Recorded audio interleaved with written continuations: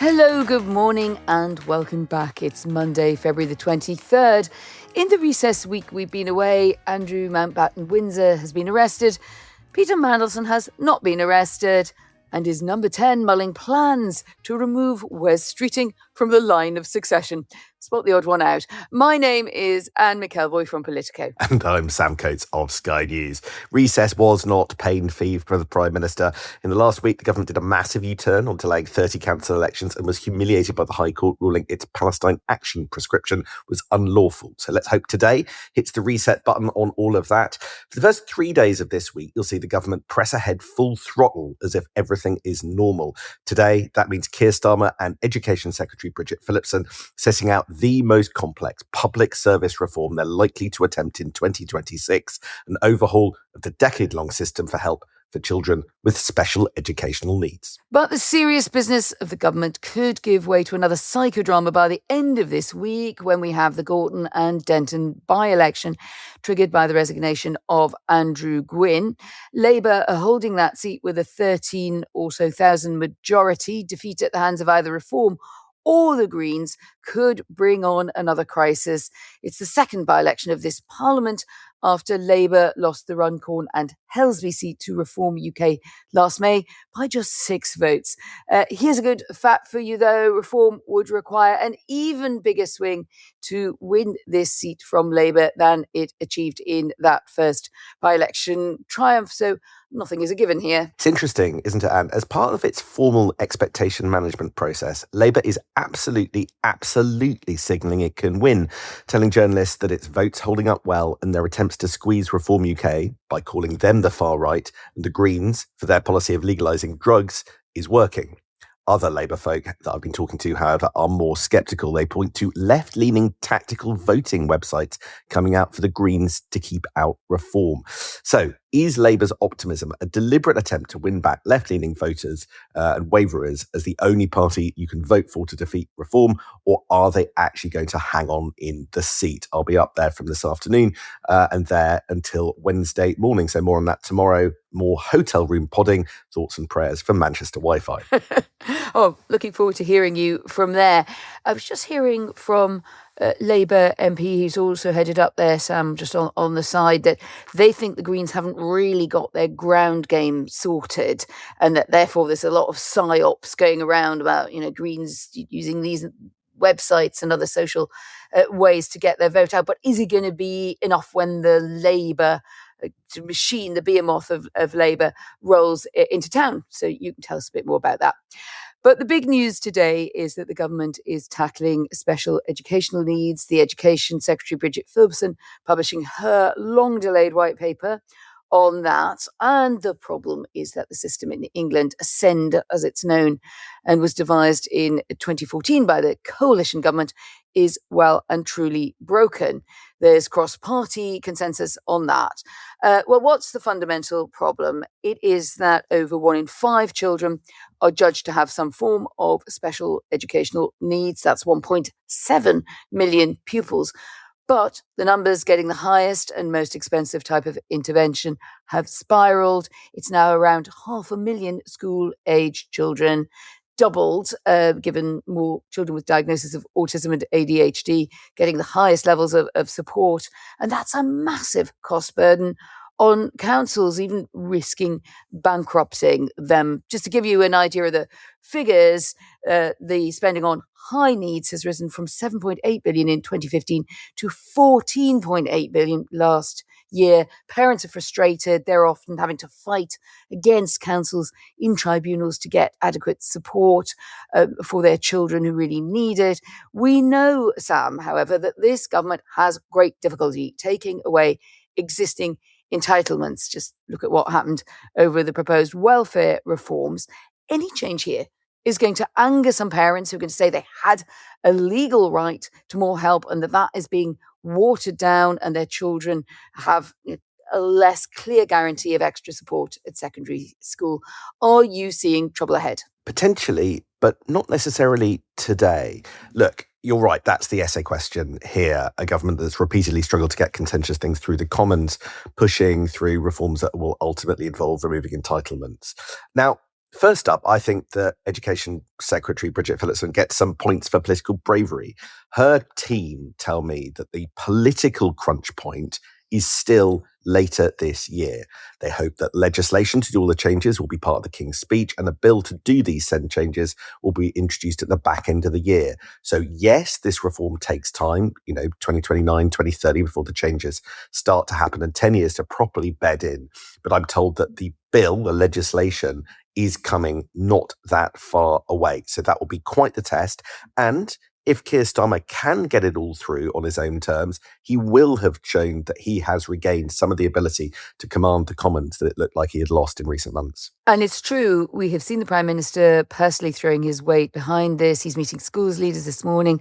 He's written in the Times that he's personally motivated to reform the system because of the experience of his late younger brother, Nick, who had severe learning difficulties. He says Nick was written off by a system that had no expectations of him and left him to fight just to be able to count. But Keir Starmer isn't the only backer. In a sign of just how hard they're running at the politics, Bridget Phillipson has lined up another big endorsement. That's one Andy Burnham, the Manchester Metro Mayor, previously said that his test reforms that they would need to start from a principle that nothing is taken away.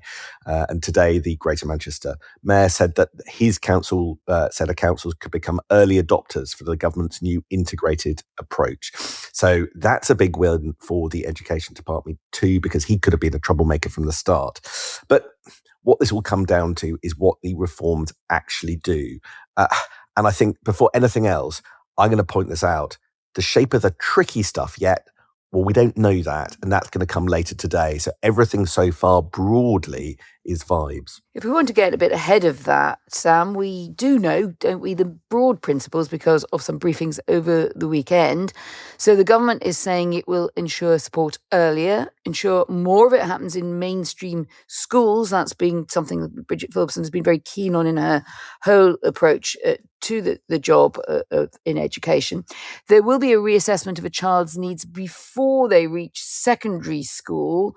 She wants to curb the use of private equity-owned independent special schools. That's another bee in Bridget's bonnet, the use of which has nearly doubled since 2018, and that costs an average of £60,000 per pupil, making private special schools subject to price bans and new national SEND standards. She also wants to curb the cost of transports to schools a long way from home, which is something that a lot of families are forced into to find the right kind of provision. So according to the IFS, those transport costs for those affected have already hit a £2 billion total. You can see why she's putting the squeeze on all of that.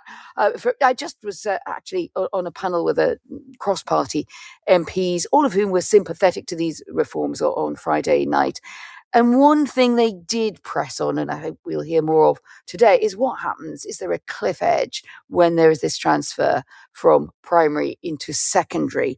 And what is then guaranteed? That will be a point at which many parents will be concerned that what's been put in place could kind of fall off the table or just not have a continuity that would be beneficial for their children. I think that's absolutely right. Look, I think it's striking. We have seen a lot of messaging designed to appeal to Labour MPs over recent days without actually seeing the cut and thrust, the difficult things that, like the cliff edge that you mentioned. There are three big issues that I'll be looking at, of which one is bigger than all the others. And that is that the government want to reduce the number of people going on to the EHCPs, these legal agreements that give the highest level of support that's putting so much burden on the councils, and instead get children support earlier in more mainstream settings. And the question is, the government wants mainstream schools to have the resources so parents don't feel the need to ask for EHCPs. But in the end, is that enough? Or is the government going to have to curb the parents' rights to actually be able to ask for them? And is the amount that needs to be funded by schools going to rise dramatically from the existing £6,000? If their help is less than £6,000, the school has to fund it from within existing budgets. Over that, they get the council funding, special pot of council funding. Is that threshold going to rise dramatically? So that's the first challenge. What are the entitlement changes? And that's the biggie that when it comes to legislation. The second is whether the money is enough, because watch very closely how Bridget Phillipson's team does the money. They say £7 billion is going into send to special educational needs over this parliament. But note this, Anne, 3.5 billion of the 7 was announced in the budget in 2025. On top of that, the 4 billion announced today which is for local authority based experts for schools, speech and language specialists, educational psychologists linked to training for staff to identify need and all that kind of stuff. That is a funding pot, that 4.4 billion, that's only over 3 years. Now, once you divide that by 3, figures like Matt Rack of the NAS UWT are saying that it's not a huge amount of money, and people like Ed Davey, the Lib Dems, who's generally sympathetic, is going to say, how does that pay for teaching assistants? If it's a time-limited pot of money, how do you employ more staff like teaching assistants in order to solve the problems?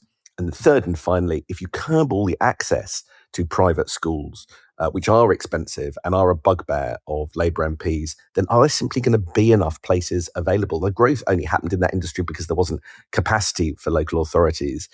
Is the increase in mainstream setting help enough to counter that? Or could some special schools close, as the sector is hinting, or are they just crying wolf? So those are the big things I'm looking out for. Can I just chip in something there? I'm just looking at the playbook this morning from Politico, pointing out that Matt Rack, the ever fiery General Secretary of the NASUWT union, who does have his fighting chops in the unions from previous jobs as well, already saying it's ridiculous to suggest an overhaul could be achieved with the sums announced.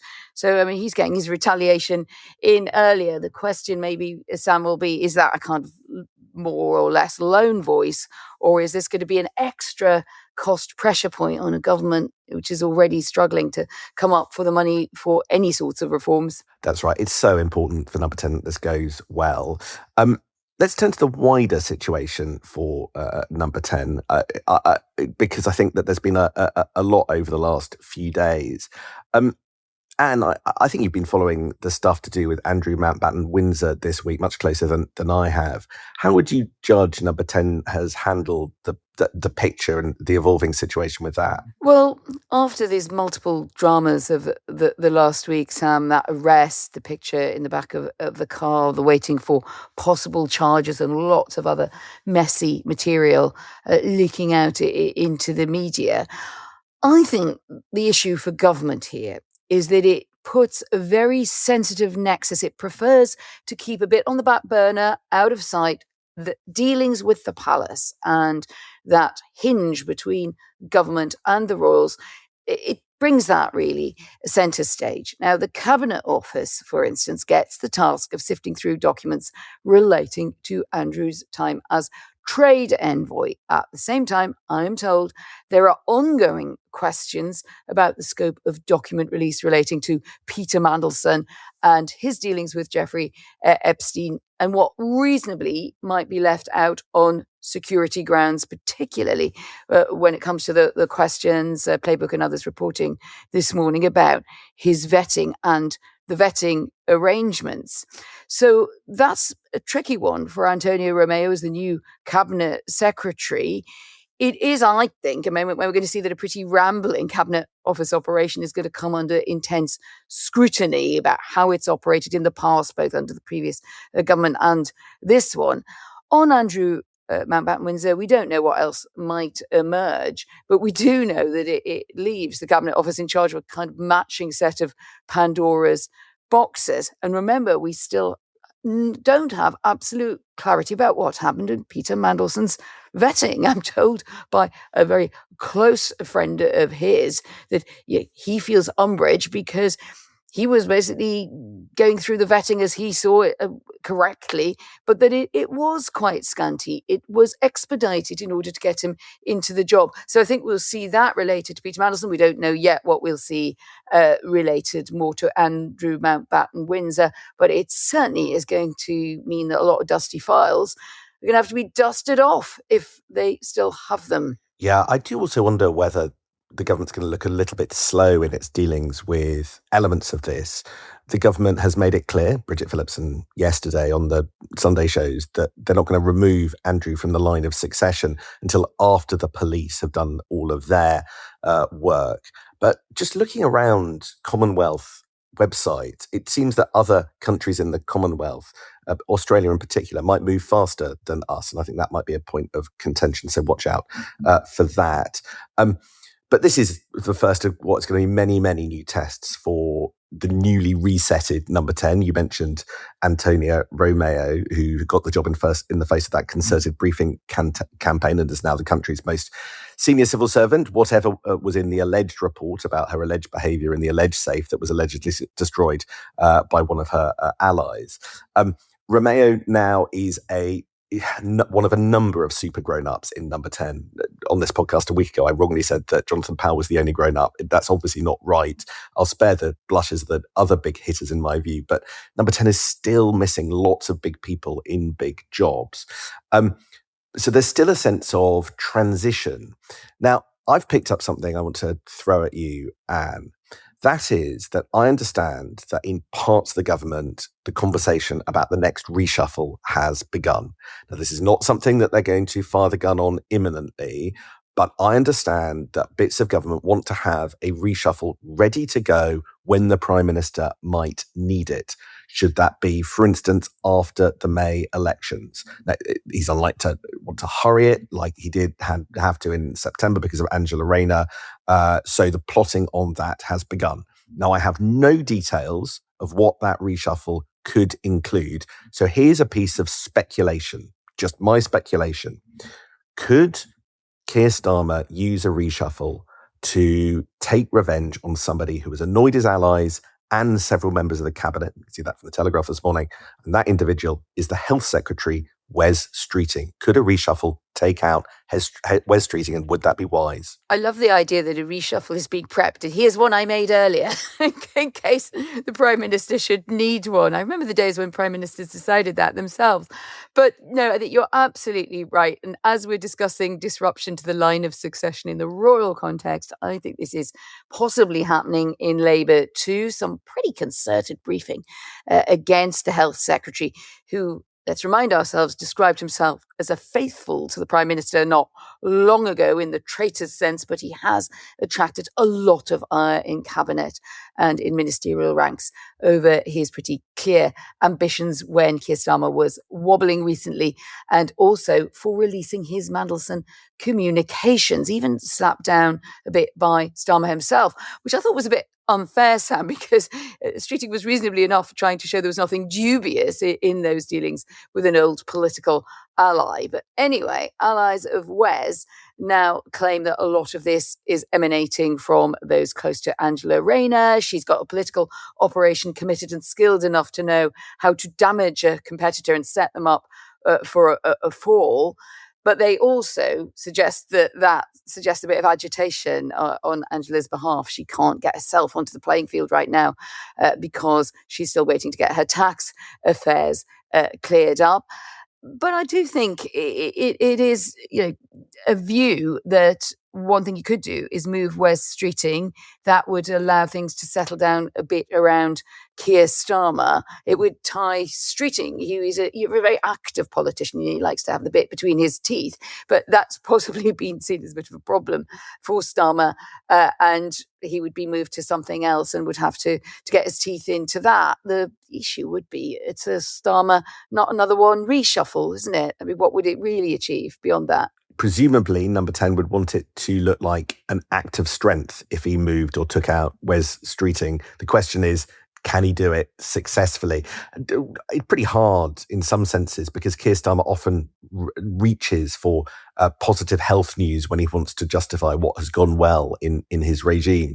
So I'm not sure you could get rid of him on performance grounds. You'd have to simply say he's being too disloyal to stay in my cabinet. And what a moment that would be should it ever come to pass.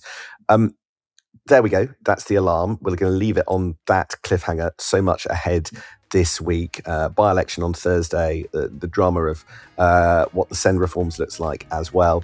Look forward to seeing you tomorrow. It's great to be back. It's a good week to be back, isn't it? News, Sam, news.